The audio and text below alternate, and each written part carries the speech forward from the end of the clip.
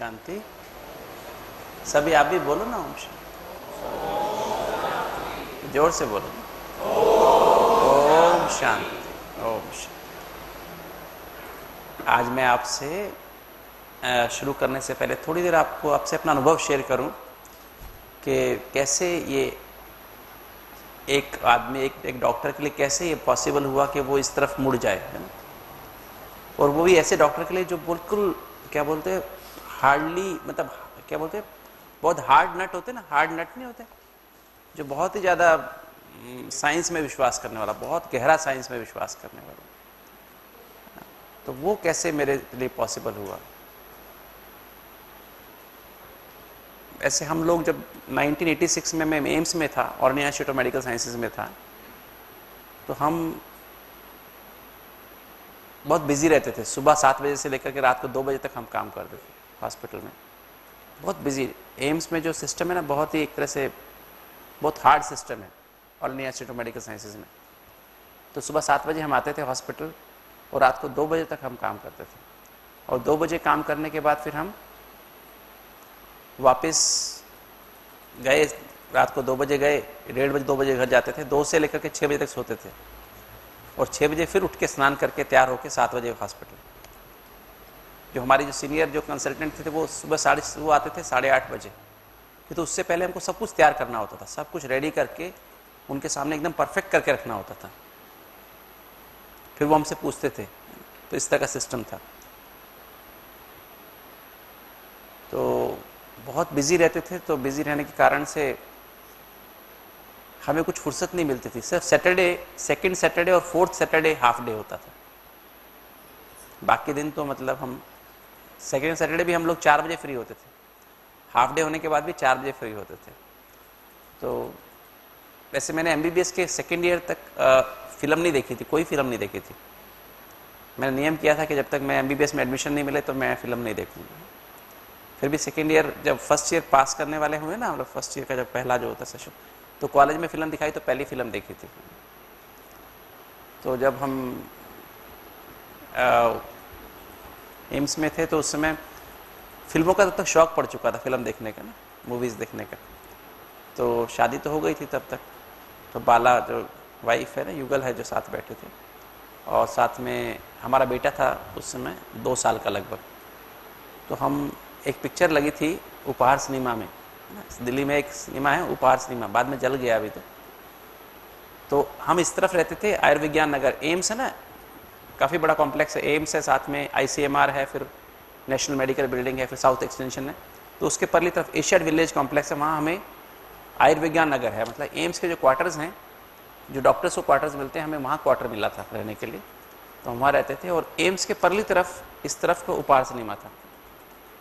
तो जब कभी छुट्टी मिलती थी सेकंड सैटरडे को, तो हमने एक बार टिकट मंगाई, तो हम लोग, मैं और वाइफ और बच्चा, तीनों हम जो है स्कूटर पे बैठ करके हम लोग फिल्म देखने शाम को 6 बजे का शो जो होता है ना, 6 साढ़े 6 का शो जो होता है, उस पर निकले। तो हम जा रहे थे, ऐसे क्रॉस कर रहे थे, तो सामने बीच में ना एक बिल्डिंग थी, उस पर लिखा था गेटवे टू हेवन। मैंने नहीं देखा था, कि तो बाला ने देखा, युगल ने देखा कि गेटवे टू हेवन लिखा है। तो मैंने कहा कि, मतलब वो बाला ने मुझे कहा कि हम फिल्म देखने जा रहे हैं, पर मुझे नहीं जाना फिल्म देखने। तो मैंने, क्या हुआ? कहते देखो यहाँ पे लिखा है गेटवे टू हेवन, हम इसके अंदर जाके देखते हैं इसमें क्या है। मैंने कहा नहीं, आज तो हमारे पास टिकट है, आज हम देखने नहीं जाएंगे, आज हम तो फिल्म देखने जाएंगे आप, और फिर कभी इसमें जाएंगे। तो मुझे फिल्म देखने का शौक था, मतलब, किंतु इनको डिस्टर्बेंस क्यों होती थी, ये फिल्म देखना क्यों नहीं चाहती थी? क्योंकि राहुल, जो हमारा बेटा था राहुल, वो जो है उसको अंदर अंधेरे में ना वो रोना शुरू कर देता था। He used to start crying. तो जैसे ही वो रोना शुरू करता था, इनको बाहर आना पड़ता था, बच्चे को लेकर के बाहर आना पड़ता था। तो मैं तो फिल्म देखता रहता, वो बाहर आ जाती थी, है ना, बच्चे को लेकर। तो कहती वो तो गेटवे टू हेल है, जहाँ हम जा रहे हैं वो तो हेल है, नरक है, और यहाँ तो गेटवे टू हेवन लिखा हुआ है, हम यहाँ अंदर जाए। तो मैंने कहा नहीं, आज नहीं, हम फिर कभी जाएंगे। तो मैंने कहा ठीक है। फिर नेक्स्ट टाइम जब दोबारा हम फिल्म देखने का, फिर काफ़ी दिनों बाद फिर प्लान बना, तो हम फिल्म देखने के लिए फिर टिकट मंगा ली और गए, जाने का प्लान हो गया। तो फिर हम उसी रास्ते से निकले, तो फिर उनको फिर नज़र पड़ी गेटवे टू हेवन। तो उन्होंने कहा अच्छा लास्ट टाइम तो आपने कहा था नहीं नेक्स्ट टाइम जाएंगे, तो फिर नेक्स्ट टाइम हम, फिर मेरे को याद आ गया हाँ मैंने कहा था हम नेक्स्ट टाइम जाएंगे। तो ठीक है, मैंने कहा चलो टिकट को छोड़ो, टिकट वगैरह को छोड़ देते हैं, कोई बात, टिकट खरीदे तो कोई हर्जा नहीं, पैसे खराब हों कोई हर्जा नहीं, किंतु हम आज चलते हैं अंदर। तो बहुत जब हम अंदर की तरफ गए बिल्डिंग में तो अंदर डरते डरते गए, मतलब ना ऐसा पहली बार किसी नई बिल्डिंग में जाए ना, बड़ी बड़ी बिल्डिंग्स थी, साउथ एक्सटेंशन में बड़ी बड़ी बिल्डिंग्स हैं, तो हम डरते डरते थोड़ा सा गए अंदर के, पता नहीं अंदर क्या होगा। और 3-4 बहनें खड़ी थी सफ़ेद साड़ी पहने हुए, है ना, तो 3-4 बहनें ऐसे खड़ी हुई थी, तो हम डरते अंदर गए। तो मैंने बाला को कहा बाला आप बोलो कि हमें ना देखना है अंदर क्या है, तो वो मुझे कहे कि आप कहो कि इनको कि अंदर क्या है देखना है ना। तो उन्होंने जो है मुझे, फिर मैंने ही बोला कि मैंने ऐसे हम ऐसे डॉक्टर हैं यहाँ पर एम्स में, तो हम चाहते हैं अंदर देखना चाहते हैं आपके अंदर क्या है, ये क्या अंदर बना हुआ। तो उसने कहा ठीक है, तो उन्होंने हमें दिखाया। तो पहला चित्र ये था, ये देख रहे हैं पहला चित्र ये जो था ना आत्मा का परमात्मा का, ठीक वो वाला चित्र पहला, ये लिखा ना आप आत्मा है ना, ये चित्र था। और फिर एक चित्र वो था परमात्मा वाला चित्र था, है ना। तो ये चित्र मुझे जैसे शुरू में देखा तो मुझे शुरू में देखते ही ऐसा लगा नहीं सचमुच ये बात बहुत कन्विंसिंग है कि मैं जो हूँ एक कंकाल और एक आत्मा, तो आदमी बनता है जीवात्मा, है ना, तो आदमी इंसान बनता है। क्योंकि हमने एज ए डॉक्टर बहुत सारे पेशेंट्स को रिवाइव किया है ना, बहुत सारे पेशेंट्स हमारे साथ मरे भी हैं, बहुत सारे मरे हैं, एक दो नहीं बहुत मरे होंगे, है ना। अब सीरियस पेशेंट हॉस्पिटल में आते हैं, हम उनको बचाने की कोशिश करते हैं, बच नहीं पाते हैं, तो हम जानते हैं हम क्या कहते हैं, वो तो चला गया ये बॉडी ले जाओ, है ना, ऐसे ही तो बोलते हैं ना। तो ये प्लीज़ किसका मोबाइल बज रहा है, क्या बज रहा है? मोबाइल ले लो उनका ना, जिसका बज रहा है, आप फ्री मोबाइल मिल रहा है ले लो आप। आपको कहा ना मोबाइल नहीं बजाना है, मोबाइल बंद रखना है कल तक, है ना।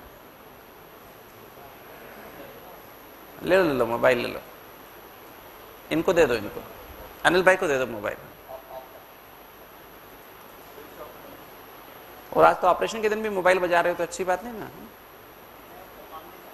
अच्छा कोई बात, आप ले लो इनको बंद नहीं करना था, इनको यूज भी करना नहीं था, आप ले लो, ठीक है अनिल भाई ले लो। अच्छा चलिए कोई बात नहीं, वो चलो साइड मैटर है। तो फिर हम लोग अंदर गए, तो फिर हमने देखा, तो पहला मुझे बहुत अच्छा चित्र लगा, ये वाला चित्र बहुत अच्छा लगा, समझ में आया कि सचमुच में हम कौन हैं।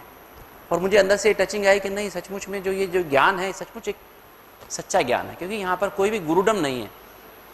इससे पहले हम सत्य साईं बाबा, राधा स्वामी व्यास, वहाँ हम जाके आ चुके थे, नामदान ले चुके थे, और मैंने जैसे उन्होंने बताया जो विधि बताई उसके अनुसार फॉलो किया था। जैसे राधा स्वामी वालों ने बताया कि आप 2.5 घंटा सुबह 2:30 से लेकर 5 बजे तक वो 5 कर्मेंद्र को बंद करके बैठ जाओ और अंदर अंदर नाम सिमरण करो, 5 नाम। तो मैं ऐसे एक्यूरेट करता था बिल्कुल, फिर तो मुझे कुछ अनुभूति नहीं हुई।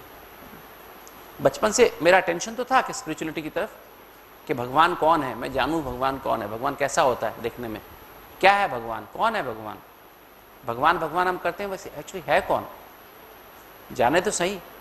किंतु मैंने बहुत सिंसियरली ट्राई किया था बचपन से, किंतु मुझे कभी किसी से अनुभूति नहीं हुई। वो कहते कान में ना आवाज़ आएगी आपको घूं, तो वो कान में घूं की आवाज़ आती है ना, ऐसे कान बंद करो तो घूं, कहते यही अनंतनाद है। मैंने कहा ये अनंतनाद होता है क्या, बुद्धू नहीं बनाओ हमको, है ना। तो फिर हमने मतलब उसको सिंसियरली ट्राई करने के बाद नहीं, विश्वास नहीं हुआ, कुछ प्राप्ति नहीं हुई, मन में कोई परिवर्तन नहीं हो रहा था, कोई ना तो हमारे चिंता का परिवर्तन, जैसे हमने बताया ना आपको टाइप ए नेचर होती है ना, टाइप ए नेचर, जल्दीबाजी करने की आदत, चिंता, गुस्सा, उदासी सब मेरे अंदर थी। I was a very strongly type a person, है ना, बहुत strongly type a person. Anxiety बहुत होती थी, है ना, और सेंसिटिव बहुत था, इमोशनल भी बहुत था, क्रोध भी आता था, पर ज़्यादा अंदर अंदर, बाहर नहीं करता था, अंदर अंदर आता था बहुत ज़्यादा। तो जो भी चीज़ें, आइसोलेशन की फीलिंग थी, अपने मन की बातें कह नहीं पाता था लोगों को, है ना, माता पिता को बता नहीं पाता था, बहुत आज्ञाकारी था, बहुत वफादार था, माता पिता ने जैसा कहा वैसा ही करना, 100% वही करना, ऐसी नेचर थी बचपन से। कभी जिद करने की आदत नहीं थी बचपन से किसी बात की भी। तो फिर जब हम अंदर वो देखा तो मुझे बड़ा क्लियर ऐसे लगा कि आत्मा और परमात्मा, है ना, दो ही तो बातें, गुरु की तो कोई बातें नहीं है, बीच में दलाल कोई कमीशन एजेंट कोई नहीं है बीच में, ठीक है। तो अपने को आत्मा समझ के परमात्मा को याद करना है। तो मेरे मन में कुछ प्रश्न भी थे। एक तो रावण के बारे में प्रश्न था कि रावण जो है, रावण ऐसा आदमी कैसा हो सकता है, इसके 10 सिर हों, मैंने कहा, मैं सारी वो उनकी एग्जीबिशन देखने के बाद मैंने कहा, बहन जी आप मुझे बताएंगे, आप मेरे 3 प्रश्न हल करेंगे तो मैं आपको मानूंगा कि ज्ञान सच्चा है, नहीं तो झूठा है। आप कहते हो परमात्मा ने बताया है, किंतु मैं कैसे मानूं? आप मेरे 3 प्रश्न हल करो पहले, फिर मैं मानूंगा कि है। तो उन्होंने कहा कि बता, पूछो क्या पूछना है। तो मैंने कहा, देखो पहले तो मुझे बता, रावण कौन था?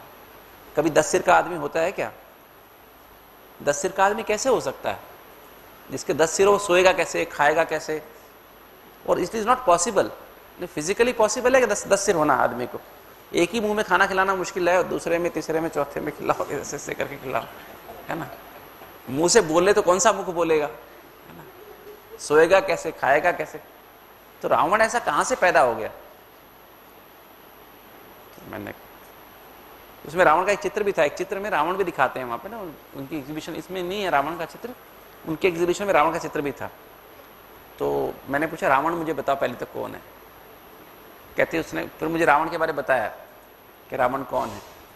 फिर मैंने कहा, अच्छा ये बताओ हनुमान कौन था? एक बंदर यहां से लंका, रामेश्वरम पे खड़ा हुआ और सीधा ही लंका में कूद गया। भारत के जितने भी खिलाड़ी हैं बेचारे 8 फुट भी कूद नहीं सकते, कोई मेडल भारत को नहीं मिलता ओलंपिक में। हनुमान जी इतना लंबा कूदते थे, तो इंडिया वाले कुछ तो कूदे ना, कुछ भी करे, कुछ तो करे ना। ऐसे कैसे पॉसिबल है कि आदमी इतना कूद जाए, उड़ जाए, हवा में उड़ जाए, और कभी तो मक्खी जैसा हो जाए, कभी इतना बड़ा हो जाए। बताते ना वो ऐसे छोटा, हमने रामायण बहुत पढ़ी थी बचपन में, तो वो सुरसा के मुंह में गया तो मक्खी बन के मक्खी जितना साइज का हो गया, और फिर एक बार इतना बड़ा हो गया कि बात नहीं पूछो, है ना। तो ऐसा कैसा हो सकता है? ऐसा कौन सा हार्मोन बॉडी में है जिससे वो तुरंत छोटा हो जाए, तुरंत बड़ा हो जाए? ऐसा तो नहीं होता है। तो ये भी मुझे दूसरा प्रश्न है। तीसरा प्रश्न मेरा क्या है, ये गणेश का सिर जो काट के उसके पिताजी ने और हाथी का लगा दिया। अगर सिर गलती से कट भी गया था, गुस्से में आके सिर काट भी दिया, तो उसका सिर तो वहीं पड़ा था, वही वापस लगा देते थे। पार्वती ने कहा, भी सिर इसका क्यों काटा आपने? सिर तो वहीं पड़ा था या उठा के कोई ले गया था? वहीं पड़ा था ना। तो छोटा सिर, वही सिर उठा के वापस लगा देना चाहिए था, नहीं लगाना चाहिए था। भाई अगर किसी को ए ग्रुप वाले को बी ग्रुप का खून चढ़ाए तो क्या हो जाता है? रिएक्शन हो जाती नहीं हो जाती? अब आपने इतना समझदारी नहीं की कि उठा के सिर अभी तो काटा है, थोड़ा वापस से वही लगा दो, है ना। फिर ढूंढने गए जंगलों में कि भी कोई हाथी का सिर लेके आए, तो हाथी का सिर लेके आए, और हाथी का सिर फिर आदमी के सिर पे फिट किया। पहली बात तो जीन ही नहीं मिलेंगे, उसका मतलब जेनेटिक डिफरेंस हो गया, ब्लड का डिफरेंस हो गया। और हाथी की नाली तो इतनी मोटी होती है ना, वो जो आर्टरी होगी, कॉर्नरी आर्टरी, आर्टरी कितनी मोटी होगी उसकी, और आदमी कितनी होती है, इतनी सी। तो टाँके कैसे लगाए होंगे? कैसे पॉसिबल है? मतलब हाथी का सिर आदमी के सिर पे फिट करना कितनी मुश्किल बात है। हम तो बस साइंटिफिक, हम तो साइंटिफिक आदमी, साइंटिफिक तरीके से मुझे समझा दो आप, तो हम मान जाएंगे, नहीं तो हम कहेंगे ये बेकार की बात है ना। तो उन्होंने मुझे बताया, पहले तो रावण का ही बताया, रावण का बताया कि रावण जो है, रावण बेसिकली कोई इंसान नहीं है। रावण कोई इंसान है, कोई इंसान का रूप नहीं है रावण। रावण बेसिकली क्या है? बुराई का प्रतीक है। लक्ष्मी नारायण जो है, विष्णु जो है, सत्युग का स्वरूप है। फिर मैंने विष्णु का क्वेश्चन नहीं पूछा था, उन्होंने पहले विष्णु का बताया कि विष्णु जो है सत्युग में विष्णु दिखाते हैं, है ना, स्वर्ग में विष्णु का दिखाते हैं। तो विष्णु बेसिकली कोई ऐसा आदमी नहीं कि 4 बाजू वाला आदमी नहीं है ना। वो बेसिकली क्या है? नारायण और लक्ष्मी का कंबाइंड रूप है। दोनों के पैर एक हैं, पैर 2 दिखाए, सिर 1 दिखाया है, और 4 बाजू, मतलब जीवन चलाने के लिए किससे काम करते हैं? बाजू से काम करते हैं ना।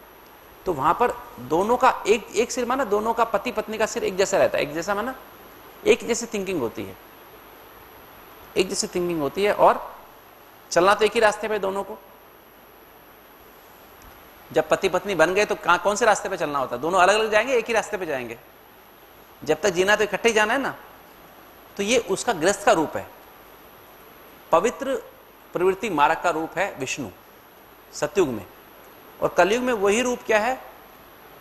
वही रावण का रूप है। और अगर आप रावण को ध्यान से देखें, उन्होंने मुझे दिखाया, चित्र में दिखाया, रावण को ध्यान से देखें, मैंने फिर रामायण में भी देखा, उसमें 5 सिर आदमी के होते हैं, 5 सिर औरत के होते हैं। बीच में गधे का सिर होता है, बीच में दिखाते ना, उस सिर के ऊपर गधे का सिर दिखाया जाता है। तो 5 आदमी के 5 औरत के, तो उन्होंने दिखाया कि ये जो 5 आदमी के और औरत के क्या दिखाए, 5 विकार औरत के और 5 आदमी के। काम, क्रोध, लोभ, मोह, अहंकार आदमी के अंदर भी हैं और औरत के अंदर भी 5 विकार हैं। किंतु आदमी का काम किसी और के ऊपर जाता है, उसको किसी और बात पे क्रोध आता है, लोभ उसको किसी और बात पे, अहंकार किसी और बात का, मोह किसी और बात का। उसी घर में औरत का काम विकार किसी और पे जाता है, उसका क्रोध किसी और पे है, लोभ किसी और बात का, उसको मोह किसी और बात का, अहंकार किसी और बात का। विकार भी कॉमन नहीं है उनके, कलयुग में विकार भी कॉमन नहीं है। दोनों को एक बात पे क्रोध नहीं आता है, दोनों को एक बात से लोभ नहीं है, दोनों को एक बात पे मोह नहीं है, दोनों को एक बात पे अहंकार नहीं है, दोनों को काम विकार भी एक बात पे नहीं है, एक दूसरे पे आकर्षित नहीं है पति पत्नी। सच देखो तो आज के जमाने में एक्चुअली आपको पता होगा, एक कहानी शायद पता होगी नहीं, पता नहीं होगी, मैं आपको बता देता हूं इसी बीच में। आपको पता होगा एक राजा थे, सम्राट थे भारत के, द्वापर युग के शुरू की बात है। राजा भृतहरि, भर्तृहरि कहते हैं उसको, पता है, याद है, पता है आपको भृतहरि? उसकी रानी थी पिंगला। उसकी रानी का नाम क्या था? पिंगला। बहुत सुंदर थी। तो राजा को अपनी रानी से बहुत प्यार था, बहुत प्यार था, बहुत अधिक प्यार था। तो उसने क्या किया, राजा ने एक बार एक ऋषि कोई उसके दरबार में आया, उसने राजा बहुत अच्छा था, राजा भर्तृहरि बहुत अच्छे राजा थे, बहुत अच्छे सम्राट थे भारत के, और बहुत प्रजा का ध्यान रखते थे। रात रात को जाग करके सारे देखते थे कौन क्या कर रहा है, कैसे कर रहा है, कोई गलत काम तो मेरे राज्य में नहीं हो रहा है। बहुत अच्छे, मतलब धर्म के और प्रजा के पालक थे। तो वो एक फल लेकर के आया कि महाराज मुझे बहुत तपस्या करने से फल प्राप्त हुआ है, ये फल मैं आपको देता हूं, ये फल अमर फल है, ये फल खाएंगे तो आप बहुत लंबा समय जिंदा रहेंगे और युवा रहेंगे, सुंदर रहेंगे। तो राजा ने वो लेके चला गया कि महाराज इसको आप सुबह स्नान करके खा लेना, तो आपको बहुत ऐसा यौवन प्राप्त हो जाएगा, सदा के लिए यौवन प्राप्त हो जाएगा। अब राजा को मन में क्या आया कि राजा ने सोचा कि मैं क्या करूंगा इसको यौवन को प्राप्त करके, मेरी जो रानी है बहुत सुंदर है, वो सदा युवा रहे, सुंदर रहे, तो क्या होगा, मेरे को इसी में खुशी है।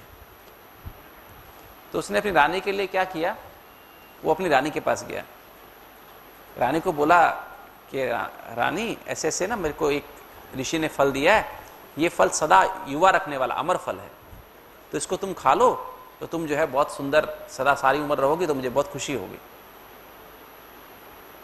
तो रानी को क्या था, रानी को राजा से प्यार नहीं था, उसको सेनापति से प्यार था।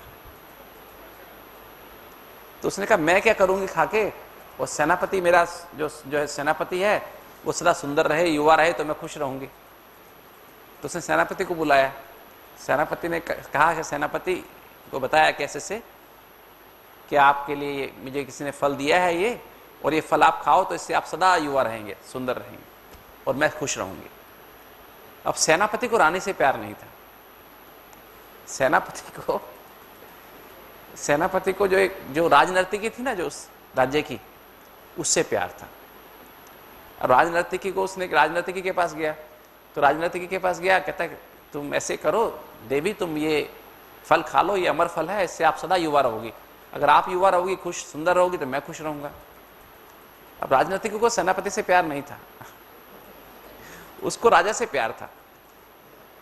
वो राजा को बहुत अच्छा मानती थी कि राजा तो धर्म का पालक है, न्यायी है ना, तो मेरा राजा सदा सुंदर, मेरा राजा सदा युवा रहे तो हमारा देश का अच्छा कल्याण होता रहेगा, देश खुश रहेगा, देशवासी खुश रहेंगे। तो मुझे क्या करना, मेरा जीवन तो वैसे ही खराब है, इससे अच्छा तो जब मर्जी मर जाऊं, क्या फर्क पड़ता है, आज भी मर जाऊं तो क्या फर्क पड़ता है। तो राजा के पास गई, हे राजन, ये फल मुझे किसी ने दिया है, अमर फल है, इसको खाने से युवा रहेंगे, है ना, सुंदर रहेंगे। राजा ने कहा ये तो वही फल है जो मैंने कल रानी को दिया था, ये यहाँ राजनर्तकी के पास कैसे आया। उसने ले लिया, चुपचाप ले लिया, और लेकर के फिर उसने इन्वेस्टिगेशन कराई, पता कराया कि भाई क्या कहानी है कि ये फल कहाँ से ट्रेवल करके आया है मेरे पास।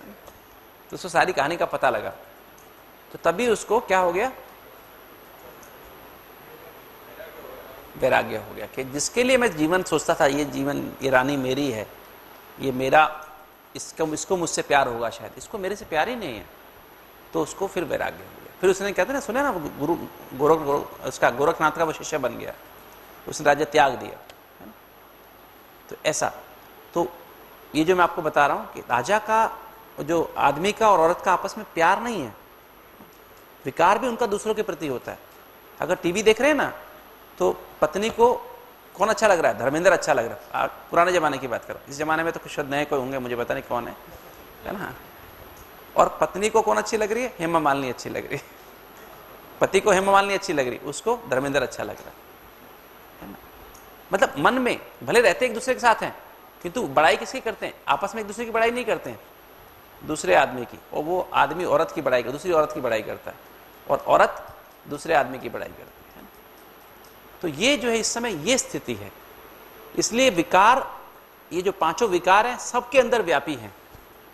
इस समय भगवान सर्वव्यापी नहीं है, ये पांचों विकार सर्वव्यापी हैं, हर इंसान में है, हर इंसान में है। रावण वह सर्वव्यापी हो गया है ना, काम, क्रोध, लोभ, मोह, अहंकार सबके अंदर व्यापी हो। भगवान सर्वव्यापी नहीं है, भगवान तो ऑलमाइटी है, वो जहां है वहीं से सबको पालना दे रहा है। तो पहली बात तो मेरे को क्लियर हो गई कि रावण, और रावण का राज सारी, खाली लंका में नहीं, सारी दुनिया में है। ये सारी दुनिया लंका है।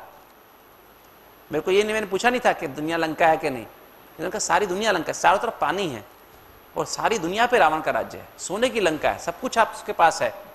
आज इंसान के पास सब कुछ है, लाइट भी उसके वश में है, हवा भी उसके वश में है, गर्मी ठंडी भी उसके वश में है ना, सब कुछ है कि नहीं। एसी चलाओ तो ठंडी हो जाती है, हवा चाहिए तो हवा तभी आ जाती है, कूलर चलाओ कूलर आ जाएगा, लाइट चाहिए लाइट आ जाएगी, है ना। पांचों तत्व उसके वश में है। भोजन जैसा बनाना चाहे वैसा बना सकता है। पांचों तत्व उसने वश में किए हुए। रावण ने सब वश में किया हुआ था ना, तो सब कुछ उसके वश में है। सब कुछ करने के बाद भी रावण, आज इंसान दुखी है। लंका में हर व्यक्ति दुखी था, सब कुछ होने के बाद भी, है ना। तो ये लंका सारी दुनिया है। और इस पर कौन आता है, राम आते हैं। राम माना दशरथ का बेटा नहीं, शिव बाबा आते हैं, और बंदरों की सहायता से क्या करते हैं, लंका पर। और हम जो आत्माएं सीता है, जो कहां बैठी है, अशोक वाटिका में नहीं, शोक वाटिका में बैठी। शोक वाटिका माना दुख में बैठी है। किसकी इंतजार कर रही है, राम के आने की, है ना। तो मैं रामायण को पहले भी सच्चा नहीं मानता था, मैं सोचता ये रूपक है। ऐसे थोड़ी ना बंदर होते हैं, बंदर ऐसे करेंगे, राम उसकी बंदरों की हेल्प लेगा। तो बंदर, एक्चुअली बंदर हम हैं। बंदर माना हम मनुष्य बंदर के जैसे हो गए। शक्ल इंसान की है, किंतु क्या बन गए, पहले मंदिर के लायक थे, अभी क्या बन गए, बंदर बन गए। बंदर के लायक माना देवी देवता थे, अभी क्या बन गए, बंदर जैसे बन गए, है ना। तो बंदर जैसे बन गए माना कामी, क्रोधी, लोभ, मोह, अहंकार के वश हो गए, है ना। तो हम बंदर जैसे, और उसकी सहायता से भगवान क्या करते हैं, इस लंका पर चढ़ाई करते हैं और रावण पर विजय प्राप्त करते हैं। ठीक है। तो मेरे को पहली बार समझ में आया, मैंने कहा बहुत अच्छी बात है, पहला मुझे विश्वास हुआ। दूसरी बात, गणेश की बात सुनी, तो गणेश की बात, गणेश का मतलब क्या है, गणेश का सिर छोटा था। उसने क्या कहा कि शंकर को कहा कि तुम अंदर नहीं जाओ, मेरी माँ स्नान कर रही है। तो पहले वो गणेश की, वो जो है उसकी माँ पार्वती उसकी पत्नी है कि उसकी माँ है पहले, है ना। मतलब उसको अहंकार आ गया ना, उसका छोटा सिर था, छोटी बुद्धि थी। तो शंकर ने क्या दिखाया, उसका सिर काट दिया। सिर काट के कौन सा सिर लगाया, हाथी का सिर। हाथी का सिर माना छोटी बुद्धि को विशाल बुद्धि बना दिया। ऐसे सिर काटा नहीं उसने, विशाल बुद्धि बना दिया। उसकी जो परखने की शक्ति, सूंड माना क्या होता है, सूंड माना परखने की शक्ति, निर्णय करने की शक्ति। तो सूंड का मतलब परखने की शक्ति, निर्णय करने की शक्ति से मतलब है। और पेट को कहते हैं, पेट को बुद्धि भी कहते हैं ना। पेट बड़ा दिखाया है ना। और लड्डू उसका भोजन दिखाया। लड्डू माना क्या, ये जो ज्ञान रतन है ना, जो ज्ञान रतन मिलते हैं, जो हमें ज्ञान मिलता है, ये लड्डू के रूप में है, मीठा मीठा। बाबा जो बातें सुनाते हैं, बहुत मीठी बातें सुनाते हैं, मुरली, है ना। वो हम खाने को, वो उसका शौक है। और चूहा उसका रथ दिखाया, चूहे की सवारी दिखाई ना, चूहे के ऊपर कोई आदमी बैठता है क्या? चूहे पे बैठ के दिखाओ जरा आप, कोई बैठ के दिखाए चूहे के ऊपर? चूहा माना समस्या, समस्या। चूहा क्या करता है? चंचल बहुत होता है ना, समस्याओं के ऊपर बैठता है, समस्या उसका वाहन है, समस्याओं के ऊपर चलता है, समस्या उसके ऊपर नहीं है, समस्याओं का ऊपर रहता है, राइट? तो इसलिए उसे कहते गणपति बप्पा मोरया, है ना। कोई भी कार्य करना शुरू करना हो तो वो कार्य करते हैं, ठीक है। तो ये मुझे समझ में आया कि सचमुच में ये क्या गणेश का क्या रूप है। ऐसा कोई इंसान साइंटिफिकली तो हो ही नहीं सकता ना, हो सकता है ऐसा इंसान कोई? तो समझ में आई कि हाँ सचमुच में गणेश कौन है? गणेश हम ही बच्चे हैं बाबा के, हम हर इंसान गणेश है। जब तक हमारी बुद्धि छोटी है तब तक हम कौन है? छोटा वाला गणेश, आदमी के सिर वाला। मैंने कहा सिर आपका काटना पड़ेगा, पहले दिन आप आए तो मैंने क्या कहा था आपका? सबका सिर काटना पड़ेगा। नहीं, ये पुराना सिर नहीं, आपकी हार्ट की आर्टरी ब्लॉक की है, ये सिर निकालना पड़ेगा। सोचना, देखना, बोलना, खाना, सुनना सब बदलना पड़ेगा। तो सिर आपका काट, वैसे तो आप लगभग कट चुका है, ठीक है। पुराना वाला सिर कट, अभी किसी किसी का थोड़ा बाकी होगा, तो लगभग कट के नया लगने वाला है, लग भी गया है, लगभग काफी हद तक लग गया है, ठीक है। थोड़े दिन देखना आपकी बड़ी बड़ी सूंड हो जाएगी, ठीक, नाक हो जाएगी बड़ा, सिर बड़ा हो जाएगा, ठीक है है ना। इसका अर्थ क्या है? इसका अर्थ है कि आपकी परखने की शक्ति बढ़ जाएगी। ठीक क्या है गलत क्या है वो आपको ठीक नॉर्मल पता लगेगा। अभी तक हमको पता नहीं था ठीक क्या है गलत क्या है। हम गलत को ठीक समझते थे और ठीक को गलत समझते थे। अभी हमको समझ आई, क्या समझ आ रही है? ठीक क्या है और गलत क्या है। तो परखने की शक्ति हमको मिल गई, निर्णय करने की शक्ति मिल गई, है ना। सूंड का मतलब यही ना। तो ये हमें समझ में आ गई। आंखें छोटी, मुख बड़ा, है ना, दिखाते ना इस तरह से। फिर हनुमान कौन? हनुमान का अर्थ है जिसने अपने मान का हन किया हो। हनुमान, जिसने अपने अभिमान को मारा हो, ईगो को मारा हो, वो है हनुमान। बैठता था जूतियों में जाके, मतलब कहते दिखाते ना, हनुमान कहाँ बैठता था? जूतियों में जाके बैठ जाता था। मतलब इतना सिंपल, इतना सरल। सदा क्या करेगा? सोफे पे नहीं बैठेगा, कहाँ बैठता था? पैरों में बैठेगा। और सदा क्या? जय श्री राम, है ना। हाँ जी, कभी ना जी किया उसने? कभी ना जी करता दिखाया? नहीं, हाँ जी, सदा हाँ जी करने वाला। देखो ये बात, ये हाँ, अलर्ट होके बैठो ना, सदा हाँ जी करने वाला। और क्या उसकी क्या विशेषता दिखाई? हनुमान क्या विशेषता दिखाई? उसको अपना रूप याद नहीं रहता था। जब उसको याद दिलाते थे तुम ये हो, तो जाग जाता था, हाँ मैं ये हूं। जब उसको कहा कि तुम जाओ, कहता मैं कैसे जा सकता हूं, इतनी दूर लंका मैं कैसे जाऊंगा? नहीं, तुम तो ये हो, तुम हनुमान हो, तुम पवन पुत्र हो। तो उसको स्मृति आ गई और उड़ गया, है ना। तो हम भी भूले हुए थे ना कि हम कौन हैं। जब स्मृति आ गई तो क्या हुआ? मुड़ गए।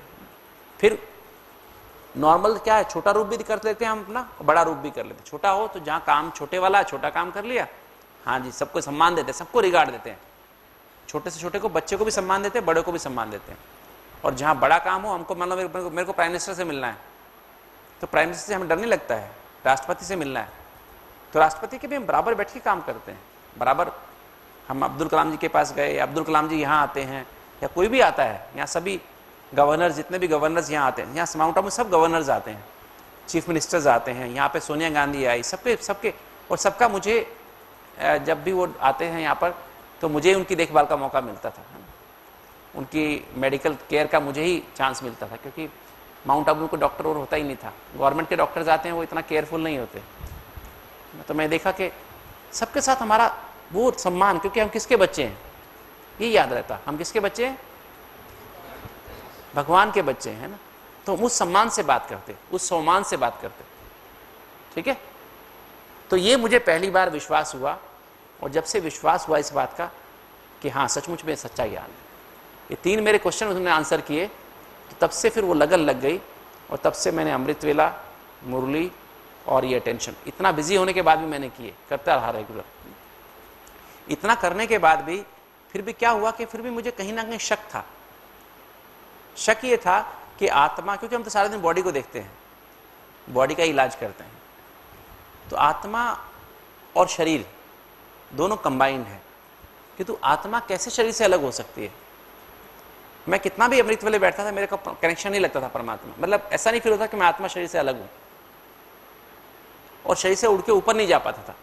सूक्ष्म वतन पढ़ता था, सूक्ष्म वतन के बारे में, सूक्ष्म वतन है, वहाँ ब्रह्मा बैठे हैं, शिव बाबा उनके साथ कंबाइंड हैं, बाप दादा के रूप में बैठे हैं, किंतु मैं सूक्ष्म उसको ऐसे थ्योरेटिकल जानता था, किंतु ऊपर चला जाऊं, सूक्ष्म वतन कैसा है, यहाँ तो आवाज़ है ना, सूक्ष्म वतन में आवाज़ नहीं है, संकल्पों से बातचीत होती है, इशारों से बातचीत होती है। तो मेरे को पता इशारों की बातचीत क्या होती है, मेरे को समझ नहीं आती थी। तो एक्चुअली डॉक्टर होने के नाते क्या था, हमारी टीचर्स भी जो थी ना, जो सेंटर में जो टीचर्स होती थी, ब्रह्मा कुमारी टीचर्स होती थी, वो भी हमको बताती नहीं थी। मैं कहता बहन जी मुझे ये बताओ ना, इसका क्या परहेज करना चाहिए, कैसे करना चाहिए। नहीं डॉक्टर साहब आप आते रहो, बस आप आते हो यही बड़ी बात है, आप टाइम निकाल के आते हो ना क्लास में, तो हमको यही बहुत अच्छी बात है। बहन जी ये मुझे क्या परहेज करना चाहिए, क्या कुछ मर्यादाएं होती होंगी, कुछ नियम होते होंगे, वो नियम बताओ ना मेरे को, मर्यादा बताओ ना। नहीं आप बस आपकी नियम मर्यादा यही है, आप आते रहो, रोज मुरली में आते रहो, तो यही बोलते रहते। पहली बात तो मुझे टाइम नहीं होता था, बहुत बिजी रहते थे। कभी बाई चांस मैंने हिम्मत करके पूछा, बाला बहन ने हिम्मत करके पूछा, अच्छा बहन जी बता दो ना हमको कुछ, तो नहीं बहन जी आप आते रहो, बस दोनों आते रहो, यही हमको बहुत बड़ी बात है। तो किसी ने हमको कुछ बताया नहीं था।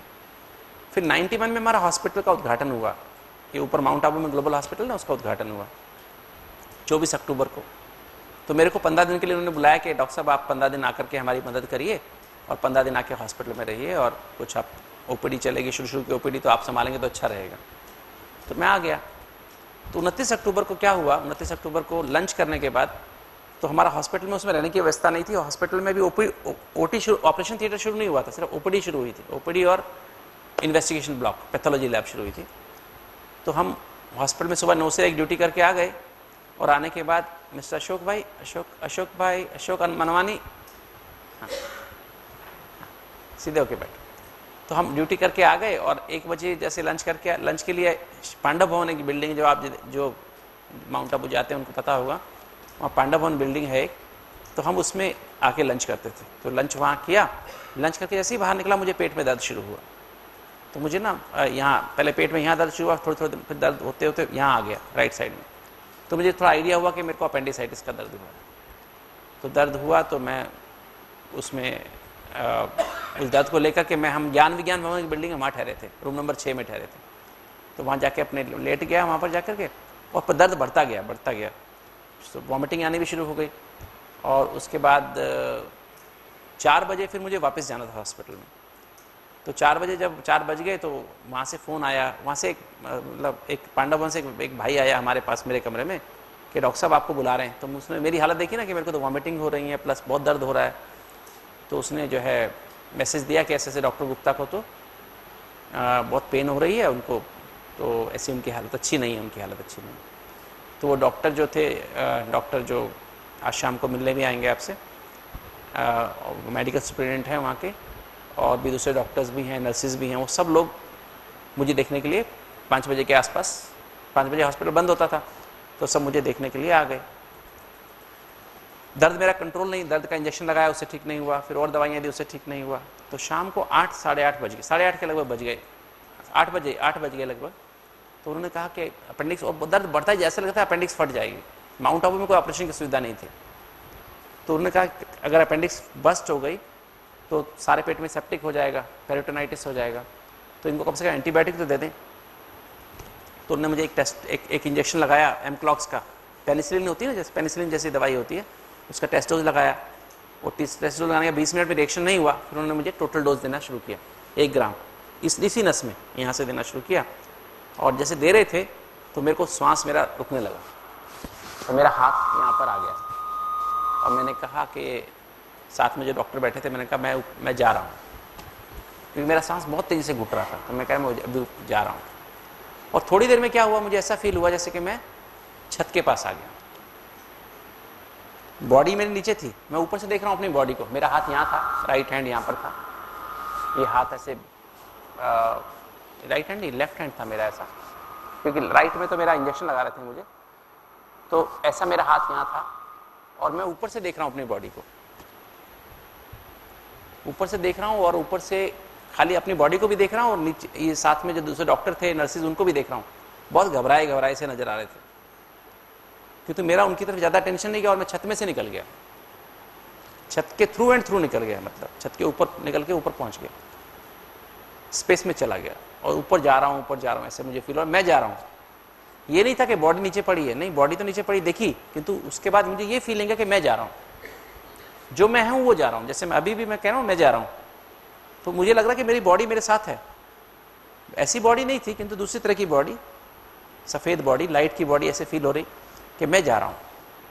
और बिल्कुल लाइट की बॉडी तो फील हो रही, किंतु ऐसा नहीं कि मैं कोई कोई कह रहा हो कि मैं जा रहा हूँ, नहीं, मेरे को फील हो मैं जा रहा हूँ ऊपर की तरफ, ऊपर की तरफ जा रहा हूँ। और ऊपर से ऐसा फील हुआ कि जैसे जो ब्रह्मा बाबा है ना, ये ब्रह्मा बाबा एक्चुअली आप देखेंगे इनके तो खाली सिर दिखाया है, कि तो फुल पोज में जब बैठते हैं तो ऐसे बैठते हैं, ऐसे करके पैर ऐसा रख के, कहाँ पर दिखाया है, ऐसे जैसे आलती पालती करके बैठे ना ऐसे। ये ब्रह्मा बाबा नहीं, जैसे वहाँ बैठे ना उसमें, वो बैठे उसमें नीचे इस पोज में जैसे ऐसे बैठे हैं, और वो ऐसे बैठे बैठे ऊपर से नीचे की तरफ आ रहे, और मुझे ऐसे किया हाथ से, तो हाथ से ऐसे किया तो मुझे लगा जैसे वो कह रहे हैं मुझे कि बच्चे तुम कहाँ जा रहे हो। मैंने कहा बाबा मैंने भी मुख से नहीं बोला, किंतु जैसे मैं भी बोल रहा, मैंने उनको कहा, मुख से नहीं कहा, किंतु ऐसे मेरे मन के जो संकल्प या विचार जो भी कहो, तो मैंने कहा कि बाबा मैं आपके पास आ रहा हूँ।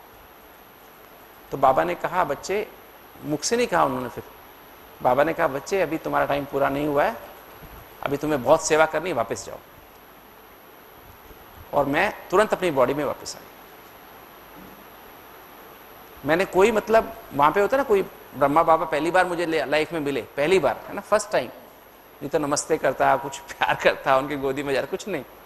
फिर बाद में, वो तो बाद की बात है, मैंने सोचा कम से कम इतनी बार दिन बाद मिले, कम से कम उनसे मिलता तो सही, क्योंकि वो उस समय नहीं मैंने कुछ भी, बस वापस आ गया अपनी बॉडी में।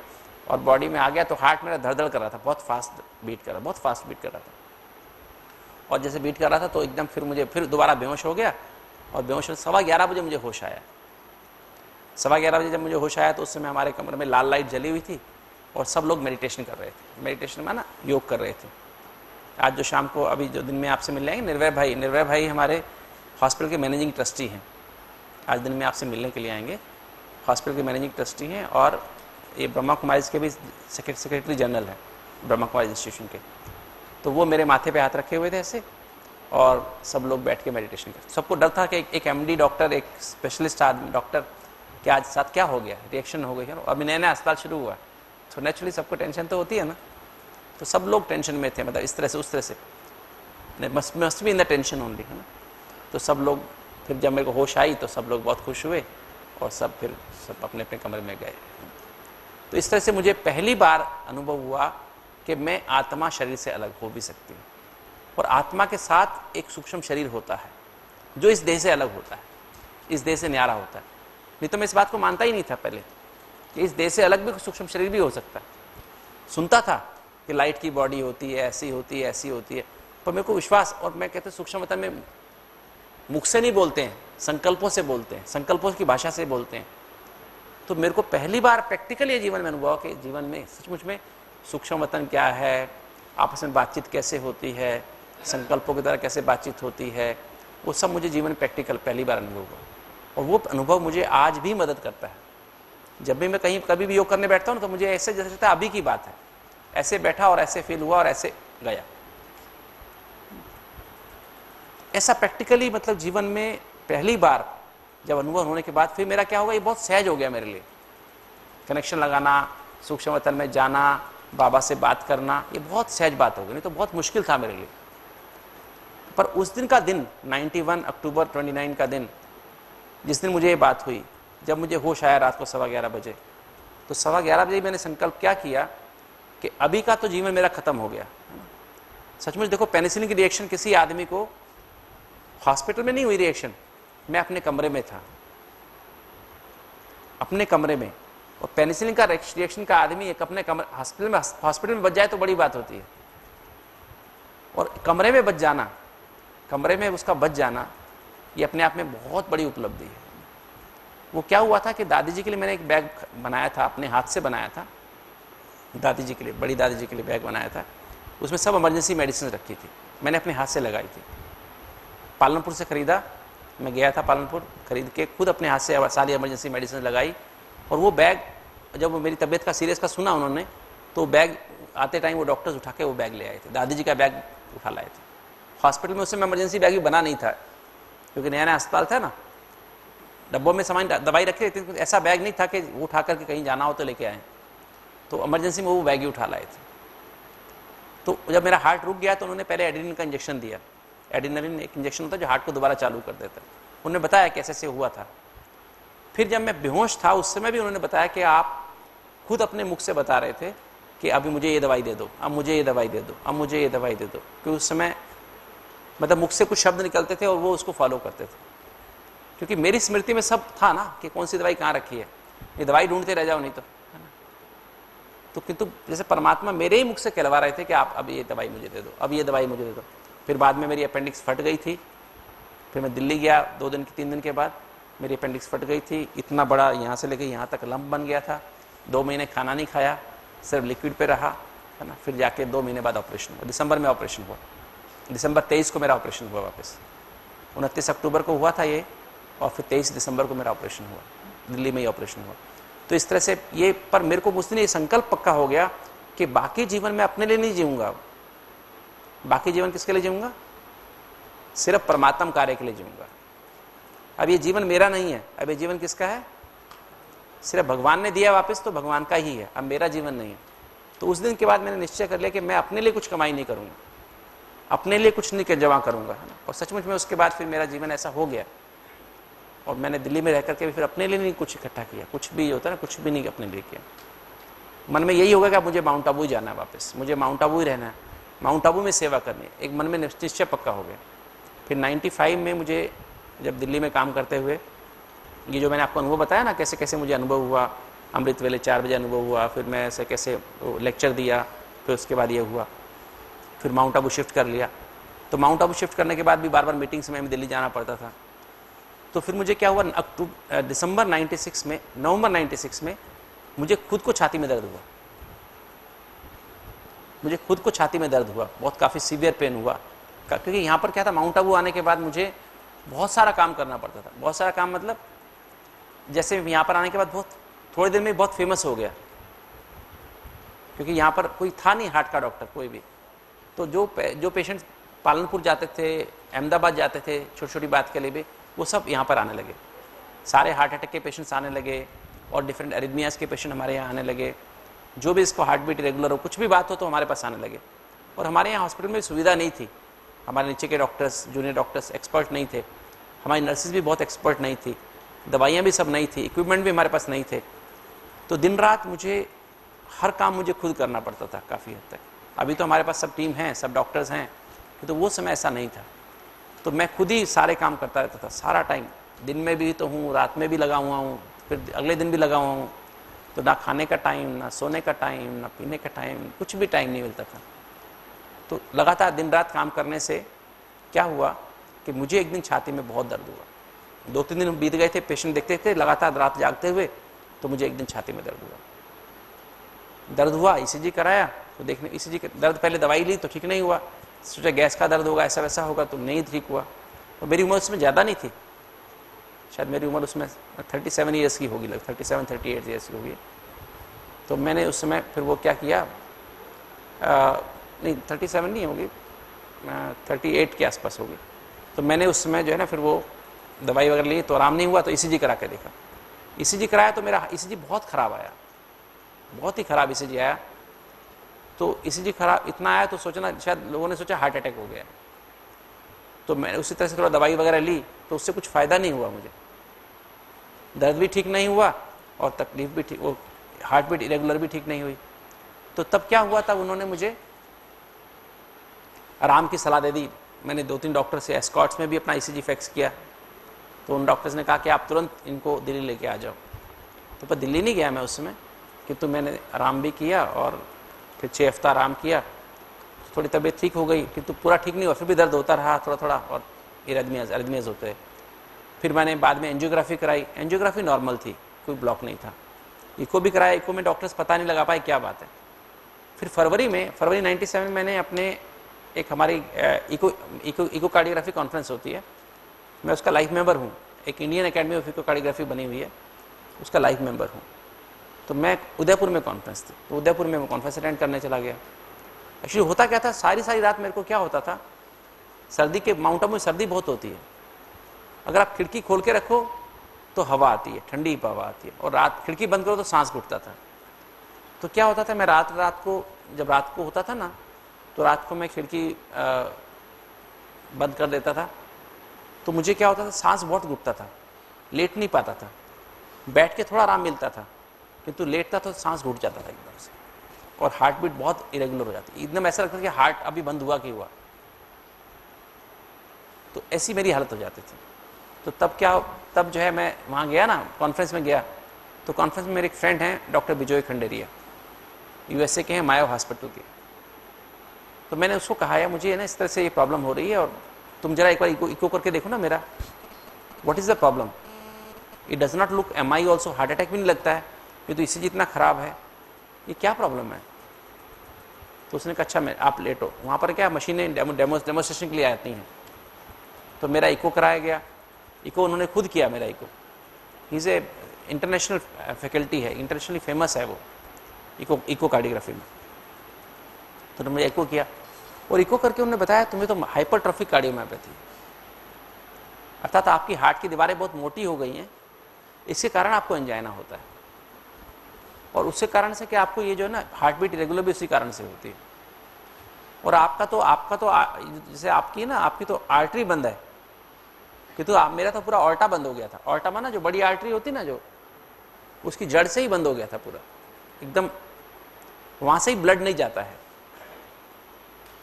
तो ब्लड वहां से नहीं जा रहा पूरा। तो इसलिए आपको ऐसे फीलिंग होती है गिडीनेस की, और घबराहट फीलिंग होती है, ये सारा इस कारण से आपको ऐसा होता है। तो उन्होंने मुझे कोई दवाई भी लिख के दी, और मैंने दवाई भी खानी शुरू कर दी। तो वापस आ गया, वापस आने के बाद मैं फिर यहाँ पर आकर के वही मैंने बताया, रात में मुझे क्या करना, 10 बजे तो बाला और राहुल तो सो जाते थे, तो मेरे को 11 बजे तकलीफ बढ़ती थी बहुत ज़्यादा। तो 11 बजे मैं बैठा रहता, फिर मेरे को छाती में दर्द, घबराहट होती रहती, लेट नहीं पाता था। ऑक्सीजन सिलेंडर घर पे रखा हुआ था, तो ऑक्सीजन लगा लेता था अपने आप ही। किसी को बोलता तो मुझे तकलीफ हो रही है, तो कहते आप खुद ही कार्डियोलॉजिस्ट हैं, हम क्या करें, है ना। माउंट आबू में कोई कार्डियोलॉजिस्ट था ही नहीं, और है ना, तो आप तो अपने सबसे अच्छे डॉक्टर तो आप खुद ही अपने आप हैं, तो आप अपना इलाज करिए, सलाह ले लीजिए किसी दूसरे डॉक्टर की, और कहीं जाना है तो हम आपको वहाँ भेज देते हैं, वहाँ इलाज करा के आ जाओ। तो अब मैं मजबूरी में क्या करता था, बैठे बैठे मुझे एक ही काम आता था, अपने आप को आत्मा समझ के परमात्मा को याद करना शुरू करता 11 बजे। पर जैसे ही मैं अपने आप को आत्मा समझ के परमात्मा को याद करता, तो मेरे को क्या होता, मेरी हार्ट बीट रेगुलर हो जाती। नब्ज तो मेरा हाथ तो यहीं रहता था, योग करते करते भी हाथ तो ऐसे ही रहता था, यहाँ से, है ना, नब्ज देखते हुए ऐसे रहता था, तो देखता रहता था नब्ज। तो देखा तो ऐसे थोड़ा ऐसे किया, तो हार्ट बीट रेगुलर हो गया, एंजाइना भी कम हो गया। और जैसे ही एंजाइना कम होता, मैं वापस लेट जाता था, लेटने की कोशिश करता, जैसे ही लेटता फिर वापस दर्द शुरू हो जाता, हार्ट बीट इरेगुलर हो जाती, फिर उठ के बैठ जाता। तो ना जाने मुझे कब नींद आती थी, मुझे पता नहीं कब तक दर्द रहता था, कैसी सारी रात ऐसे ही चलता था, होल नाइट ऐसे चलता था। फिर कब सो करके फिर मैं एक शायद 2 बजे के आसपास नींद आती होगी, 2-2:30 बजे, और 4 बजे वापस उठता जाता था। 4 बजे वापस उठ के फिर योग करता था। दिन के टाइम में रिलेटिवली अच्छा रहता था, दिन में अस्पताल चला जाता, काम करता, पेशेंट देखता था। रात होते ही फिर ये कहानी शुरू होती थी। तो ऐसे कितनी रातें बीत गई ये कार्य करते करते ना, रात को जागना और दिन में काम करना। दिन में फिर थोड़ी देर सो भी जाता था दोपहर में आकर के लंच के बाद, किंतु रात तो काटनी बहुत मुश्किल होती थी। मतलब कहते ना, I was king by the day and beggar during night, है ना। बैगर माना मतलब नींद के लिए भीख मांगनी होती है कि थोड़ी देर तो नींद आ जाए, थोड़ी देर तो नींद आ जाए ना।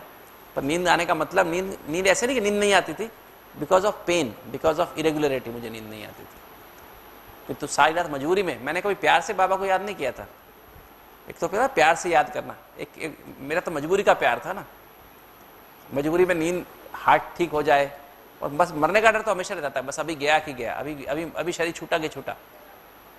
क्योंकि हार्ट बीट इतनी रेगुलर होती थी, इतनी रेगुलर, बात नहीं पूछो। एक चक्कर इतनी जबरदस्त आता था, एकदम बहुत सीवियर वोल्टाइल, सीवियर गिडीनेस, बैठ भी नहीं सकता था, गिडीनेस, सीवियर गिडीनेस, क्योंकि शायद वो ब्लड फ्लो दिमाग में कम हो जाता होगा, उसके कारण से बहुत सीवियर गिडनेस होती थी। तो ऐसे बीत गए 2-3 महीने, होते होते क्या हुआ, मेरा दर्द ठीक होने लगा अपने आप, दर्द गायब हो गया और मेरा जो है ना दर्द भी गायब हो गया, हार्ट बीट भी रेगुलर रहने लगी। फिर सितंबर में फिर दोबारा कॉन्फ्रेंस हुई, इस बार दिल्ली में कॉन्फ्रेंस थी, दिल्ली में गया, इको की कॉन्फ्रेंस थी, उसमें डॉक्टर खंडेरिया आए हुए थे, तो मैंने फिर दोबारा अपना इको कराया। इको कराया तो इको कराने पे पता लगा कि आपका हार्ट तो, उसने इको करके ही वाज सरप्राइज कि आपने क्या किया, आपका तो हार्ट नॉर्मल हो गया, आपकी हार्ट की दीवार जो इतनी मोटी हो गई थी, 21 मिलीमीटर की हो गई थी, वापस it is compare to 38, almost 13 millimetre, 13 millimetre हो गई है। 10 मिलीमीटर नॉर्मल होती है, तो 13 मिलीमीटर की दीवार हो गई है, और आपका ये तो इवन जो ऑब्स्ट्रक्शन थी वो भी खत्म हो गई, नॉर्मल हो गया, लगभग प्रेशर ग्रेडियंट था वो खत्म हो गया। तो ही वाज सरप्राइज्ड, आपने क्या किया। Actually he was advising me alcohol injections, उसने मुझे एडवाइस किया था अल्कोहल इंजेक्शन लगवाऊं मैं हार्ट की दीवार में, ताकि हार्ट की दीवार वापस पतली हो जाए। आपको पता होगा मुरास अली मारन थे ना, एक मिनिस्टर थे, इंडस्ट्रीज मिनिस्टर थे जनता पार्टी के गवर्नमेंट में, अटल बिहारी वाजपेयी गवर्नमेंट में थे, उनकी तो डेथ भी हो गई अभी तक, मुझे वही बीमारी थी। और डॉक्टर ने मुझे कहा था कि आप 2 साल से ज़्यादा जिंदा नहीं रहेंगे लगभग इस बीमारी में, आपकी लाइफ 2 साल है लगभग। 97 में मुझे कहा था, तो 99 में मेरा काम पूरा होने वाला था। मैंने कहा विनाश, 99 में कहते विनाश होगा, परलय 99 के बारे में कहते थे। मैंने कहा चलो ठीक है, साथ दुनिया जाएगी तो मैं भी चला जाऊँ, कोई हर्जा नहीं, दुनिया का विनाश होगा तो मेरा भी हो जाए, कोई हर्जा नहीं। तो मेरे मतलब ऐसे मुझे, और सब कुछ कहा था कि आप, मुझे ये कहा गया था आप 2 घंटे काम करो, 20 घंटा सो जाओ, दवाई खा के सो जाओ, टैबलेट नहीं, स्लीपिंग पिल लेके सो जाओ, क्योंकि मेरे हार्ट की पंपिंग पावर 90% थी। आपके हार्ट की पावर कितनी है? 60% है ना, 50%, और मेरे हार्ट की पावर 90% थी। मेरा हार्ट ऐसे बीट करता था, यूं, मतलब एक बार में 90% खून बाहर फेंक देता था, और मेरे को हर बीट फील होती थी। हर बीट में ना, जब मेरा हार्ट ऐसे करता था 70 बार मेरे को ऐसे वैसे फील होता था, और हर धड़कन में दर्द था। एवरी बीट वाज पेनफुल, क्योंकि हर बीट ऐसे करती थी, ऐसे करती थी। मुझे फील होता था हार्ट ऐसे यूं यूं कर रहा है, यूं यूं कर रहा है, हर बीट में ऐसा होता था, हर बीट में ऐसा होता था।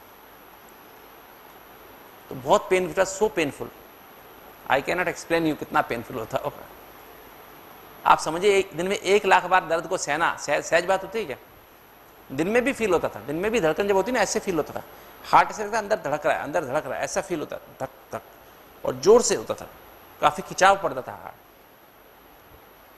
तो उन्होंने कहना था अगर आप इस फीलिंग से बचना चाहते हो तो आप कंपोज खाओ दिन में। दे एडवाइज में अबाउट 10 कंपोज ए डे, हर 4 घंटे में एक कंपोज खा लो, रात में 3 कट्ठी खा लो, 4 कट्ठी खा लो, ताकि नींद अच्छी आ जाए।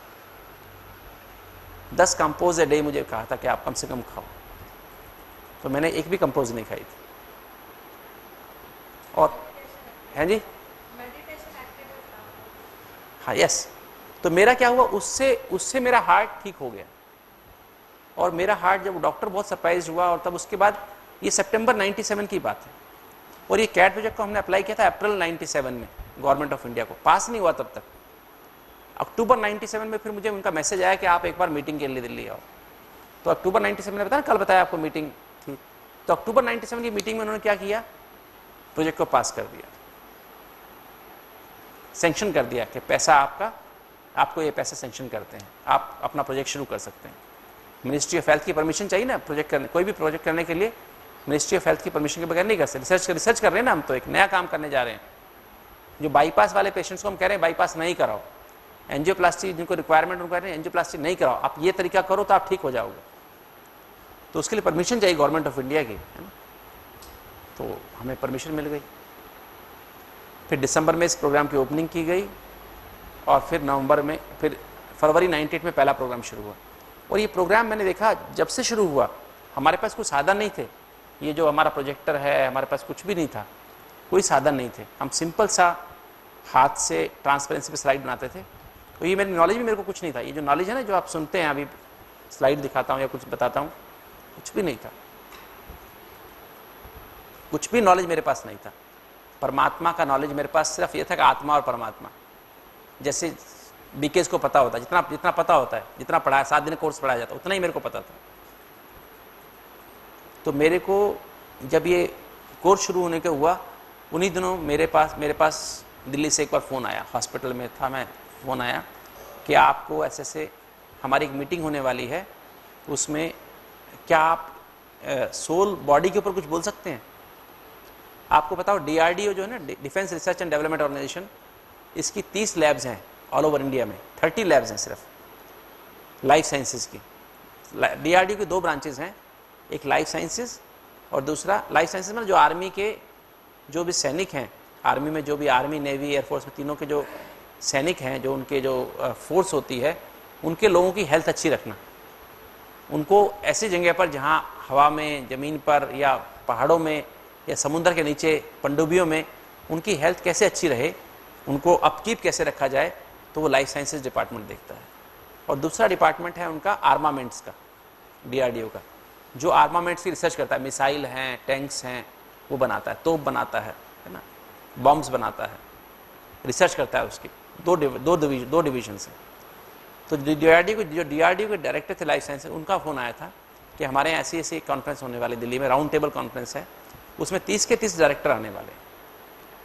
तो उसमें मैं चाहता हूँ कि आप इसमें सोल बॉडी पे कुछ बोलें, सोल बॉडी कनेक्शन। तो दिन में मैं ऊपरी में था, उस समय मेरा फ़ोन आया था, मैंने कहा हाँ मैं बोल दूंगा। कहते टाइम जितना आप चाहो उतना हम टाइम आपको देंगे, पर इसको अच्छे से बोलना, ताकि हमारे DRDO के साइंटिस्ट बड़े बाल की खाल निकालने वाले होते हैं। उन्होंने मुझे ये भी कहा, क्योंकि they are most of them are physiologist, pathologist and endocrinologist, most of them are like this. तो बाल की खाल निकालने वाले होते हैं। उन्होंने मेरे को ये बात कही, दे आर यूजली वेरी सारा fussy type of people. Fussy means they are hard scientist, hardcore scientist. तो आप सोच समझ के बोलना। मेरे को डरा भी दिया साथ साथ। तो मैंने कहा ठीक है मैं बोल दूंगा। मैंने ऐसा कहा okay I speak, and he gave me that whatever time you want for the lecture I will give you that much time, because this is a new topic, but I want that this topic should be given to them, this sort of some introduction should be given to the scientist, a new sort of a new paradigm should be given to them। क्योंकि हम जितने भी scientist हैं सब body के बारे जानते हैं, आत्मा के बारे कोई जानता ही नहीं है। आत्मा क्या होती है उनको पता ही नहीं है, ना पढ़ाया जाता ना जानते हैं। तो क्या हुआ, मैंने हाँ तो कर दी। शाम को योग का समय होता है हमारे 6:30 से 7:30, डेली हम 6:30 से 7:30 योग करते हैं, मेडिटेशन करते हैं। तो 6:30 बजे मेरे को तो तभी से चिंता लग गई, कहने के बाद चिंता लगी, मैं क्या बताऊंगा उनको। एक साइंटिस्ट, जो एक डायरेक्टर के नीचे 1500 साइंटिस्ट होते हैं, एक लैब में लगभग 1500 साइंटिस्ट काम करते हैं। He is the director of all those scientist, और they are very highly learned people. मैं मिला हूँ काफ़ी लोगों से, पहले मिल चुका था, पहली मीटिंग्स में पहले मिल चुका था, तो I knew many of them. 30 में से कम से कम 3-4 से तो मैंने मिला था, पहले मैं मीटिंग्स में मिलता रहा था, तो मैं जानता था कितने हाईली लर्नेड लोग हैं। And they are hardcore people, they don't believe anything which is just हवा में कोई बात करो तो वो तो आदमी की बाल मतलब वो निकाल दें, है ना। कितने क्वेश्चन करेंगे, बात नहीं पूछो। तो मेरे को तभी से चिंता लगी, मैं क्या बोलूँगा। अगले हफ्ते लेक्चर था, मंडे के दिन की बात है, मंडे को फ़ोन आया, अगले मंडे मेरा लेक्चर, कहते हैं नेक्स्ट मंडे आपका लेक्चर है सुबह 11 बजे। तो मेरे को चिंता लगी, अब मैं क्या करूँगा, कैसे करूँगा, क्या बोलूँगा जा करके। आत्मा तो समझ आती, मन बुद्धि संस्कार, एक बॉडी है एक आत्मा है, किंतु उसके बीच में कनेक्शन क्या मुझे पता ही नहीं है। तो मैं शाम को जब योग में बैठा, मेरा कनेक्शन लगा, तो मैंने बाबा से कहा, बाबा मेरे को आज आपको पता ही है कि मेरे को लेक्चर देना अगले हफ्ते मंडे को 11 बजे, तो आप मैं क्या बोलूं, आप मुझे बताओ आत्मा शरीर को कैसे चला रही है, मुझे सारी बातें बताओ, आत्मा शरीर को कैसे चलाती है, मुझे यही तो बोलना है वहाँ जा करके। तो बाबा ने कहा बच्चे, बाबा ने मुझे फिर एक एक बात समझाई कि आत्मा क्या है, कैसे रहती है, कहाँ पर होती है, कैसे होती है ना, कैसे उसका क्या कैसे कंट्रोल करती है, कैसे उसके डिफरेंट ब्रेन के सेंटर से कनेक्शन है, कैसे आत्मा से गर्भ में प्रवेश करती है, कब प्रवेश करती है, कैसे बॉडी को डेवलप करती है ना, और किस तरह से सारा काम करती है, कैसे बॉडी के अंग में एनर्जी भेजती है, कौन सी एनर्जी भेजती है, किसके थ्रू भेजती है, क्या रिएक्शंस होती हैं, कैसे एनर्जी बनती है ना, वो सारी बातें जैसे मुझे पढ़ा रहे हैं। फिर मेरे बीच में उनमें जो क्वेश्चन आते थे मैं पूछता, बाबा नहीं आपने ये मेरे को समझ नहीं आया, अच्छा बाबा ऐसे, बच्चे ऐसे, बच्चे ऐसे, बच्चे ऐसे। तो जैसे ही मेरा योग पूरा 7:30 पूरा हुआ, मैं घर पे तुरंत आया, आकर के मैंने कागज पेंसिल लेके बैठा। मेरे को शुरू से कागज पेंसिल लेके बैठने की आदत है। कागज और एक पैड पे कागज लगे होते हैं और पेन अभी भी रखा है मेरे कमरे में रखा हुआ। मुझे कुछ अनुभव होता है, मैं लिख देता हूँ कागज पे तुरंत। कोई बात मेरे मन में आए तुरंत कागज पे लिख देता हूँ। तो मैंने वो जाते ही कागज पे लिखना शुरू किया। सारी बातें जितनी थी ना, 4-5 पेज मैंने भर दिए तुरंत, जल्दी जल्दी जल्दी जल्दी। सारे जो बहुत सारी बातें मुझे आधे पौने घंटे में अनुभव हो गई और मैंने लिख दी सब बातें। लिख के मैंने फिर सो गया, मतलब फिर खाना वाना खाया, सो गया। उसके बाद अगले दिन फिर 4 बजे योग होता है हमारे यहाँ। 4 बजे जैसे आप अभी आते हैं ना, तो 4 बजे मैं फिर कनेक्शन लगा, जैसे बाबा से कनेक्शन लगा। मैंने बाबा को, बाबा आप मुझे बताओ ये मैंने, बाबा कहते बच्चे जो तूने कल लिखा रात को, सारी आधी बातें गलत लिखी हैं। तो मैंने कहा बाबा गलत कैसे लिखी, जो आपने कहा था वही तो लिखा है। नहीं बच्चे, तुमने जो पहले किताबों में पढ़ा हुआ ना, तुमने कुछ बातें तो मैंने बताई थी, कुछ बातें तुमने अपनी तरफ से लिख दी। मैंने कहा आप बाबा वहां बैठ के देख रहे थे क्या मैं क्या लिख रहा हूं? तो कहते बच्चे वो ठीक करो, जो किताबें, जो आपकी किताबें उनमें भी ठीक नहीं लिखा हुआ है। बहुत सारी बातें जब ऑथर लिखते हैं तो काफी सारी बातें फैक्ट्स लिखते हैं और काफी सारी बातें अपने मन की बातें लिखते हैं, जो उनको फील होता है, जो समझते ठीक है। तो कुछ बातें वो ठीक नहीं है, वो पहले आप वो ठीक करो, वो ठीक करना, ये बात ठीक करना, ये बात ठीक करना, ये बात ठीक करना, ये बात ठीक करना, ये बात ठीक करना। तो मैंने कहा बाबा वो ठीक करूंगा। फिर बाबा से मैंने कुछ और बातें पूछी, फिर और कुछ और बातें पूछी, कुछ और जैसे नहीं बीमारी के बारे में पूछा, बाबा ये बीमारी कैसे होती है, ये बीमारी कैसे होती है, बाबा हार्ट की बीमारी कैसे होती है, ये बीमारी कैसे होती है, यहाँ पर कैसे होता है, ये कैसे होता है ना, इसको फिर ठीक कैसे करना चाहिए, ये आर्टरी यहीं क्यों ब्लॉक होती है, ये आर्टरी ऐसे क्यों होता है। किसी व्यक्ति को बाबा मैं देखता हूँ ऐसे आता है तो उसको ये तकलीफ हो रही होती है, किसी को बाबा ऐसे होता है, किसी को बाबा ऐसे होता है, ये ऐसा क्यों होता है। तो बाबा ने बहुत सारी बातें मुझे बताई। तो बताने के बाद मैंने जाके लिखा, ठीक किया। फिर शाम को फिर योग में बैठा, तो शाम को कहता बाबा कहता बच्चे फिर तुमने गलती की है, तुमने कुछ काफ़ी बातें अपनी तरफ से लिख दी हैं। तो मैंने कहा बाबा मैं ऐसे कहाँ किया है, बच्चे देखो वो लाइन में तुमने ये किया ना, गलत लिखा, ठीक नहीं है। तो फिर बाबा ने फिर बताया। फिर बाबा मुझे इवन ये भी बताता था बीच में कि बच्चे वो किताब फला हैरिसन पेज का ये वाला पेज खोल के पढ़ लेना, हैरिसन पेज का ये वाला पेज खोल के पढ़ लेना। हैरिसन पेज का बताओ उसको, बाबा को ये भी पता है कि हैरिसन का कौन सा पेज, कौन सी किताब, कौन से पेज पे क्या बात लिखी हुई है। इसको फर्दर क्लैरिफाई करना है ना, ये बात को समझना है। तो सारी बातें बाबा नहीं बताता, बाबा कहता जो वो पेज खोल के पढ़ लेना, वो पेज खोल के पढ़ लेना। वो पेज फिर मैंने पढ़े, है ना। तो ऐसे बाबा ने मुझे 5 दिन तक लगातार सारी बातें लिखवाई, सारी बातें लिखवाई। सैटरडे आ गया था, सोमवार से सैटरडे तक, है ना। सोमवार शाम को शुरू किया था, सैटरडे मॉर्निंग तक ये बातें सारी मुझे लिखवाई। सैटरडे को फिर सारी फाइनल हो गई, तब तक ठीक हो गई थी। फिर मैंने सैटरडे टाइप करने दी, सैटरडे शाम तक टाइप हुई, फिर करेक्शन की। इवन सैटरडे शाम को जब बैठा तो बाबा ने कहा बच्चे टाइप में भी कुछ गलतियां हैं, तो फिर ठीक किया, है ना। तो फिर उसको ठीक किया, फिर ठीक करके संडे को फाइनल किया, क्योंकि संडे शाम को मुझे निकलना था। संडे बल्कि शाम को नहीं, सुबह निकला था। दोपहर वाली ट्रेन थी, 1 बजे वाली ट्रेन, उस समय ये जाती थी मेल। संडे को मॉर्निंग मुझे पहुंचना था 5 बजे, मैं 4 बजे कहाँ पहुंचा था। तो फिर मेल में गया, तो 1 बजे तक सब करके, टाइप करके, स्लाइड्स बना के तब लेके गया। और जब मैंने लेक्चर दिया 11 बजे वहाँ पर, 11 से लेकर 1:30 बजे तक लेक्चर दिया हुआ, 2.5 घंटे का लेक्चर दिया हुआ। और 2.5 घंटे का लेक्चर देने के बाद 1:15 बजे पूरा किया था। मुझे 1:30 बजे तक मुझे कहा था आप 2.5 घंटा बोलना, 2.5 घंटा आपके लिए, 11 से 1:30 बजे लंच करेंगे।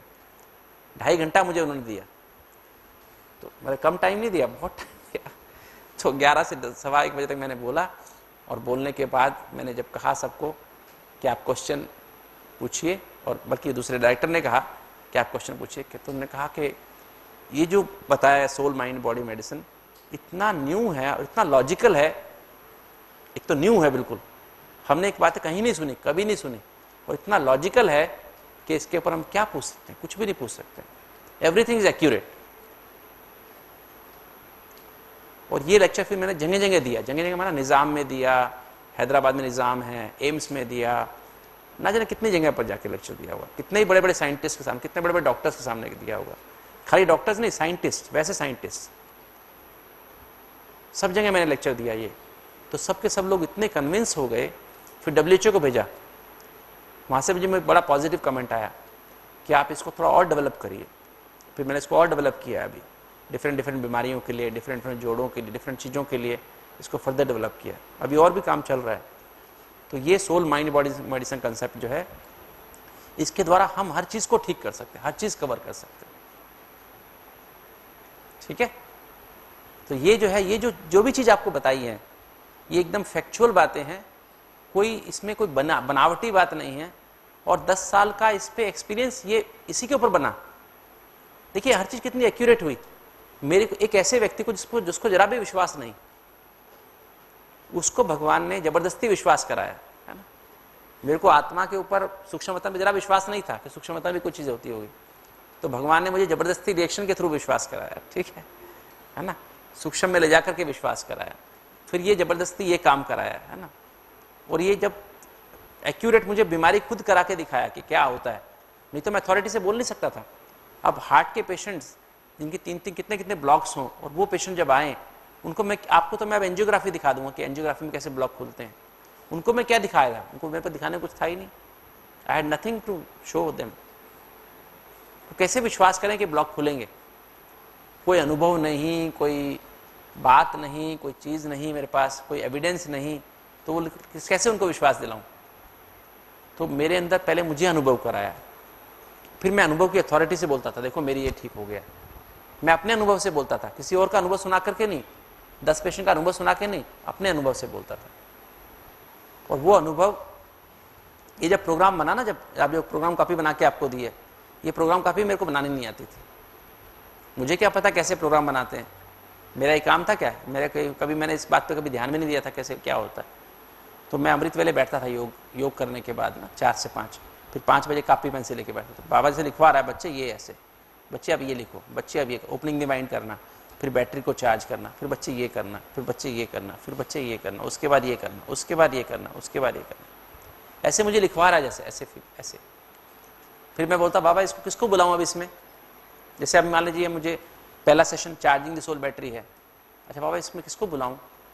मैं तो किसको जानता भी नहीं था ब्रह्मा कुमारियों में, कौन आदमी कैसा है कैसा नहीं है, किसको क्या करना आता है क्या नहीं करना आता है, कौन कितना एक्सपर्ट है, मुझे किसका पता भी नहीं था। तो जैसे बाबा मुझे उसका चेहरा दिखाता था कि बच्चे ये इस व्यक्ति का नाम लिख दो, अच्छा ये तो सूरज भाई है, सूरज भाई का, अच्छा भाई ये तो आत्म प्रकाश भाई, अच्छा इसका नाम, ये तो इसका ये है, अच्छा ये शीलू बहन, अच्छा शीलू बहन का नाम लिख दिया। तो जिस जिसका चेहरा दिखाया वो नाम लिख दिया। इवन जो गीत बजते हैं ना, जो गीत भी बजाते हैं, गीत भी मुझे पता नहीं थे, गीत भी जैसे वो बता रहा कि बच्चे ये गीत बजाना, बच्चे ये ऐसे करना, बच्चे ऐसे करना।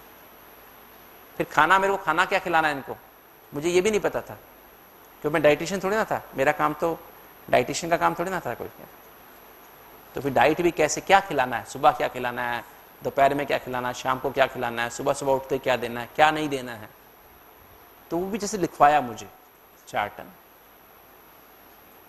एक्सरसाइज क्या करानी है, क्या हमें करना है क्या नहीं करना है, ये किसी किताब में से देख के नहीं बनाया गया आपके लिए कुछ भी, ये सब कुछ डिवाइन है।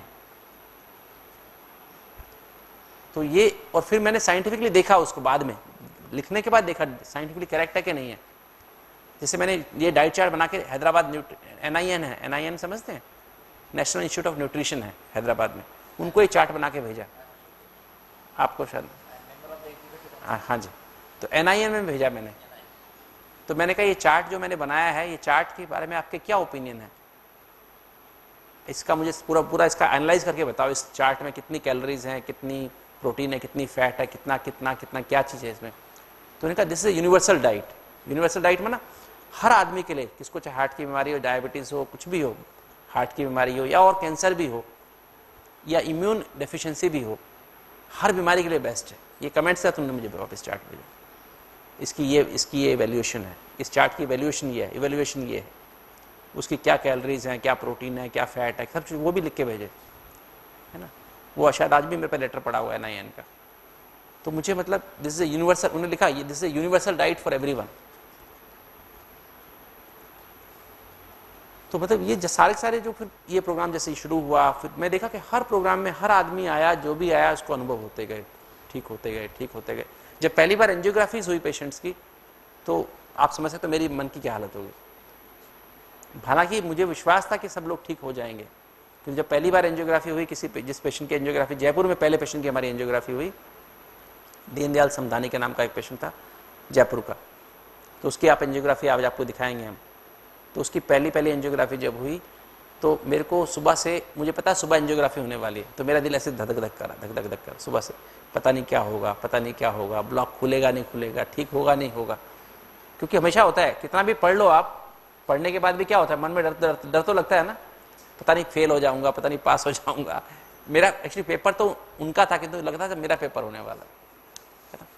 तो जब एंजियोग्राफी हुई तो शायद 11 साढ़े 11 बजे मैं हॉस्पिटल में ही था, तो फ़ोन आया उसी डॉक्टर का जिसने एंजियोग्राफी, उसका फ़ोन आया। मैंने उसको पहले बोल के रखा था, मैंने कहा आप देखो एंजियोग्राफी करना, मुझे बताना। टेक्निक हमने फिट की थी कि इस टेक्निक से ऑपरेशन, ताकि इस टेक्निक से आप करना एंजियोग्राफी, ताकि उसमें कोई कई बार क्या होता है, स्पैजम होता है ना, तो स्पैजम की से ब्लॉक दिखाई देता है, तो उसमें एक दवाई होती है एंटीजी दे करके हम करते हैं, तो वो भी दे करके करना, सब एक प्रोटोकॉल बनाई थी, प्रोटोकॉल के अनुसार करना। तो कहता है डॉक्टर गुप्ता मैंने एंजियोग्राफी की है, either the first angiography is wrong और दिस इज रॉन्ग। मैंने कहा ऐसे कैसे, वो भी तुमने की थी, ये भी तुमने करी। कहता but I don't see blocks, I am not able to see the block, where it has gone. मैंने कहा you should see, check for yourself, अपने आप देखो ना ब्लॉक कहाँ गया, मुझे क्या पता कहाँ गया। ये 90% ब्लॉक है ना एक आर्टरी एलईडी में, मैं आपको दिखाऊंगा आज वो एंजियोग्राम। तो मैं तो विश्वास नहीं हो रहा है मेरे को, तो मेरे को जान में जान आई कि हाँ भाई ये इस प्रोग्राम से लोगों के ब्लॉक खुल रहे हैं। फिर दूसरी एंजियोग्राफी हुई, फिर तीसरी एंजियोग्राफी हुई, चौथी एंजियोग्राफी हुई। फिर तो रोज मुझे पेशेंट एंजियोग्राफी कर रहा था, तो पहले फ़ोन करते थे ना, दोबारा हमारी एंजियोग्राम हो रहा है, तो पहले फ़ोन करते, डॉक्टर साहब आज मेरी एंजियोग्राम हो रहा है, इस फलां अभी इतने बजे होगा, कितने बजे होगा, इतने बजे होगा, अच्छा ठीक है। मैं फिर उस समय बैठ के योग करना बैठ जाता था, जब उनके एंजियोग्राम होता था मैं योग करने बैठ जाता था कि भी इनका एंजियोग्राम होगा, खुल जाए इनकी आर्टरी, अच्छी बात है ना। तो जा करके ये जो प्रोजेक्ट बना ऐसे नहीं बना है, इसके ऊपर बहुत मतलब परमात्मा की सबसे ज़्यादा मेहनत तो परमात्मा ही ने की, हम लोग ने तो, हम तो निमित्त मात्र की है ना। तो उसका दिन रात का कैसा उसने बच्चों को साथ दिया है, उनका साथ मदद की है उनकी, ये वंडरफुल है। तो इसलिए जिस प्रोजेक्ट में आए हैं, ये कोई आम प्रोजेक्ट नहीं है, ये किसी इंसान का बनाया हुआ नहीं है, मेरा बनाया हुआ नहीं है, ये भगवान का बनाया हुआ, डायरेक्ट भगवान का। उसका नाम है दिलाराम। और मेरे को पता क्या कहते हैं, हमारे जो हॉस्पिटल में भी लोग और सब लोग मुझे डराते बहुत थे, किसी पेशेंट कुछ हो गया तो। मेरे साथ में जो दिल्ली में जो एम्स में डॉक्टर मनचंदा हैं और दूसरे डॉक्टर्स हैं जो पंत में हैं, बॉम्बे में जो हमारे कोलैबोरेटर्स थे, यूएन मेहता में जो हमारे कोलैबोरेटर्स थे, कार्डियोलॉजिस्ट थे सारे, तो वो यहाँ पेशेंट भेजने से डरते थे। कहते डॉक्टर साहब पेशेंट को रास्ते में भेजा, रास्ते में हार्ट अटैक आ गया तो, ऐसा हो गया तो, ऐसा हो गया तो। यहाँ भी बोलते थे ऐसा पेशेंट को कुछ हो गया तो मैं अपने मन में बोलता था बाबा को, बाबा दिलाराम आपका नाम, मेरा नाम नहीं है। आपको दिलवाला कहते हैं, मेरे को थोड़ी दिलवाला कहते हैं, मेरे को तो कोई भी दिलवाला नहीं कहता है। दिलाराम आपका नाम है और दिलवाले आपके बच्चों का नाम है, ठीक है। मेरा नाम दिलवाला भी नहीं है, दिलवाले आपके बच्चों का नाम है, दिलवाला आपका नाम है। नहीं तो लोग अगर कुछ हो गया ना तो आपको लोग दिलाराम कहना बंद कर देंगे, ध्यान रखना। तो आपके ऊपर ओनस है ना। कई लोगों के हार्ट बंद भी हुए, कई लोगों के हार्ट बंद भी हो गए। मैं आपको बताऊं, क्लास में बैठे बैठे कई लोगों के हार्ट बंद हो गए। कई बार ऐसा हुआ कि हार्ट ही बैठे बैठे एकदम बेहोश हो गए, होश चली गई, तो वहीं पर बैठ के रिवाइव किया, रिवाइव करके फिर वापस बैठा दिया, ठीक ठाक हो गए। कई लोगों को ऐसा हुआ, कई लोग, एक दो लोग ऐसे थे, मैं आपको बताऊं, एक भिलाई के एग्जीक्यूटिव डायरेक्टर थे, भिलाई प्लांट के, उनको बाईपास हो गया था, एंजियोप्लास्टी हुई थी, फिर भी उनको दोबारा ब्लॉक हो गया था, तकलीफ हुई। तो हम ज्ञान सुनाते रहे उनको 3-4 दिन ज्ञान। वो कहे मुझे तो आत्मा का विश्वास ही नहीं होता, आत्मा का विश्वास ही नहीं होता, आत्मा के ऊपर विश्वास नहीं होता, आत्मा होती ही नहीं होती मुझे विश्वास। उसको थोड़ी हिंदी भी थोड़ी कम आती थी। तो क्या हुआ कि उसको हम पहले ज्ञान सरोवर में, पहले हॉस्पिटल में प्रोग्राम होता था, तो ज्ञान सरोवर में हमने एक सुबह क्लास रखी थी ज्ञान सरोवर में। सूर्य भाई हमारे एक हैं, उन्होंने ज्ञान सरोवर में क्लास रखी। तो मैंने पहले बस में लोगों को भेज दिया, बस में लोग चले गए, और बस में जाने के बाद फ्रूट्स आ गए क्या, ये फ्रूट्स आ गए, देखो आ गए तो इनको पहले फ्रूट्स खिला देते हैं। तो फ्रूट वो मैं पीछे पीछे कार लेके पीछे पीछे गया, तो जैसे ही मैं आके, मैं हमेशा जैसे आपने देखा हो, अभी मैं यहाँ बैठता हूँ, जब सुबह सुबह क्लास होती है मैं यहाँ आके बैठ जाता, सामने आके बैठता हूँ, ताकि क्लास कोई भी कराता है, किंतु मैं सामने बैठा रहता हूँ। तो मैं ऐसे सामने आके बैठ गया। एक पेशेंट का बैठे बैठे ऐसे उसी भाई की, जो उसका नाम, मेरे को नाम नहीं ध्यान आ रहा क्या नाम था उसका, भिलाई के थे वो, तो उसी गर्दन ऐसे झूल गई। तो मैंने कहा शायद नींद आ गई होगी कभी, तो इसलिए मैं बीच में कोई देखता रहता, कोई नींद आती तो मैं कहता हूँ क्या बात है, तबीयत ठीक है तुम्हारी, इसी दही पे हो कि ऊपर चले गए हो, है ना। तो नहीं, कई बार मैं चेक करता हूँ ना, सामने से कोई ऐसे करता है गर्दन नीचे, तो है जी है जी तो मैं बीच बीच में पूछता रहता हूँ लोगों को, है ना। तो वो ऐसे हो गया। तो जैसे ही मैं देखा तो मैं तुरंत उठ के भागा उसकी तरफ, कि मैंने कहा क्या हुआ इसको अचानक। शुरू के प्रोग्राम, दूसरा तीसरा प्रोग्राम था, थर्ड था या सेकंड था, ऐसा कुछ था। तो मैं गया तो देखा उसकी नब्ज नहीं है, पल्स नहीं है, हार्ट बंद, बीपी नहीं है। तो तुरंत उसको लिटाया, मसाज किया, मतलब रिवाइव किया उसको, रिवाइव हो गया। रिवाइव होने के बाद फिर वो उसको जब हार्ट बीट वापस आ गई, पल्स वापस आ गई, बीपी वापस आ गया, तो जैसे ही वो फिर उठ के बैठ गया, वो आदमी बैठ गया, तो मैंने क्या हाल है अभी, कहता अब मुझे अनुभव हो गया आत्मा क्या है। तो मैंने कहा आत्मा अनुभव करने के लिए ऊपर जाना जरूरी था क्या? अब मेरे को विश्वास हो गया आत्मा क्या है ना, आत्मा क्या चीज है ना। तो जिसको अनुभव नहीं होता तो दूसरी तरह से भी अनुभव कराया उसने ना, मतलब कराया जरूर। कोई बंदा कितना भी सख्त था, मैंने देखा 10 साल में, कितना भी, कई लोग, कई तरह के लोग होते हैं ना, आर्य समाजी भी होते हैं, जिद्दी भी होते हैं, कई तरह के, कई पूरे नास्तिक भी होते हैं, है ना। सब तरह के लोग होते हैं धरती पर, सब तरह के लोग होते हैं, कि तू उसके यहाँ कहते हैं उसके नीचे आके कोई बचा नहीं है ना। कितना भी नास्तिक आदमी आया हो यहाँ पर, मैंने सोचा देखा कि वो नास्तिक भी, नास्तिक से नास्तिक भी अपने आप को आके यहाँ बचा नहीं पाया है ना। तो वो थोड़ा बहुत, वो तो मिलेगा तो उसको उसके निश्चय के अनुसार, कि थोड़ा बहुत जितना भी उसको मिलना चाहिए, जितना उसके लिए आवश्यक है। कोई बिल्कुल ही ना आवश्यक हो तो अलग बात है, किंतु जितना भी उसको थोड़ा आवश्यक है, वो इस अनुभव को भूल नहीं सकता है। जो यहाँ आएगा उसको अनुभव बिल्कुल ना हो, ये नहीं हो सकता है। थोड़ा बहुत उसको कुछ नहीं तो शांति तो लेके जाएगा, थोड़ी सी अंचली शांति की तो लेके जाएगा।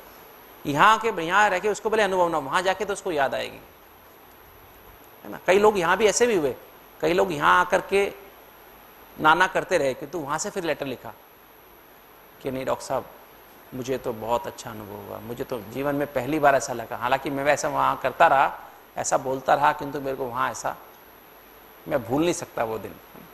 राइट। तो ऐसे अनुभव यहाँ लोगों को होते हैं, ठीक है। तो अपने अंदर वही मैंने दोबारा से कहा, निश्चय, विश्वास, एकाग्रता और दृढ़ता, अगर ये अपने अंदर लगन पक्की करेंगे तो जो है ना उसको झुठलाना नहीं चाहिए, है ना। जो है उस पर विश्वास करके और उसका फल हमें लेना चाहिए। ओके, फल आ गया क्या नहीं आया? आ गया, आ गया ना। तो फल अभी खा करके और फिर आपको मैं बाकी थोड़ा सा बाकी बातें बताऊंगा। चलिए, मैंने कहा ये पार्ट में पूरा कर दूं, ये भी जरूरी है ना, बहुत जरूरी है ना। चलो एक मिनट साइलेंस में बैठो, हाँ, क्योंकि बेसिकली है ये अनुभव की बात है ना। क्योंकि मैं भी आपको बताऊं, मैं भी बदलने वाला नहीं था। बदलने वाला मतलब होते ना, कुछ होते हैं ना लोग ऐसे बदल जाते हैं, मैं बदलने वाला नहीं था बिल्कुल भी, है ना। शायद मुझे अगर अनुभव नहीं कराता ना भगवान, तो मैं खुद भी बदलने वाला नहीं था। क्योंकि मैं भी एक तरह का नास्तिक इन द सेंस कि जब तक मुझे अनुभव नहीं हो जाए, मैं भी वो कहने वाला था कि भगवान मुझे जब तक दिखाई नहीं देगा ना, तब तक मैं तुमको मानूंगा नहीं, है ना। तो इस तरह की मेरी नेचर थी, है ना। तो कहते ठीक है, भगवान कहता कोई जिद्दी होता है तो उसको दिखा भी देता हूँ कुछ थोड़ा बहुत, है ना, नहीं तो नहीं भी, है ना। चल, ऐसे बहुत सारे अनुभव है। मतलब ये तो मैंने आपको मोटी मोटी बातें बताई, पर रोज के अनुभव बताऊं तो असंख्य अनुभव है ना। फिर तो मैं आपको क्लास कराने के बाद अनुभव ही सुनाता रहूँ सारा दिन रात, है। और इतने अनुभव सुनाता रहूँ कि आपको 7 दिन तो क्या, पूरे 30 दिन बैठे रहो तो भी पूरे नहीं होंगे। हाँ जी, हाँ जी।